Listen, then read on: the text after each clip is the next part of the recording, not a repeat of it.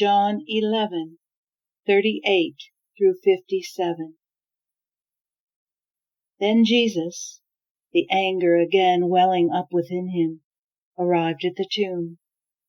It was a simple cave in the hillside, with a slab of stone laid against it. Jesus said, "Remove the stone." The sister of the dead man, Martha, said, "Master, by this time there's a stench. He's been dead 4 days." Jesus looked her in the eye. "Didn't I tell you that if you believed, you would see the glory of God?" Then to the others, "Go ahead, take away the stone." They removed the stone. Jesus raised his eyes to heaven and prayed, "Father, I'm grateful that you have listened to me. I know you always do listen, but on account of this crowd standing here, I've spoken so that they might believe that you sent me." Then he shouted, "Lazarus, come out." And he came out, a cadaver, wrapped from head to toe, and with a kerchief over his face. Jesus told them, "Unwrap him and let him loose." The man who creates God signs. That was a turnaround for many of the Jews who were with Mary. They saw what Jesus did and believed in him. But some went back to the Pharisees and told on Jesus. The high priests and Pharisees called a meeting of the Jewish ruling body. "What do we do now?" they asked.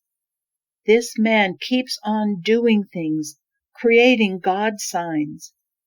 If we let him go on, pretty soon everyone will be believing in him, and the Romans will come and remove what little power and privilege we still have."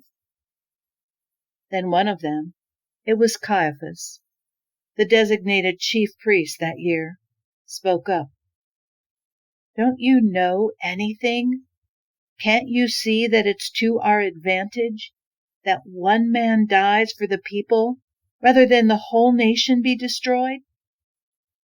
He didn't say this of his own accord, but as chief priest that year, he unwittingly prophesied that Jesus was about to die sacrificially for the nation, and not only for the nation, but so that all God's exiled, scattered children might be gathered together into one people. From that day on, they plotted to kill him. So Jesus no longer went out in public among the Jews. He withdrew into the country bordering the desert to a town called Ephraim, and secluded himself there with his disciples. The Jewish Passover was coming up. Crowds of people were making their way from the country up to Jerusalem to get themselves ready for the feast.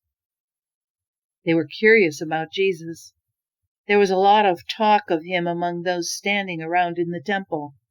"What do you think? Do you think he'll show up at the feast or not?" Meanwhile, the high priests and Pharisees gave out the word that anyone getting wind of him should inform them. They were all set to arrest him.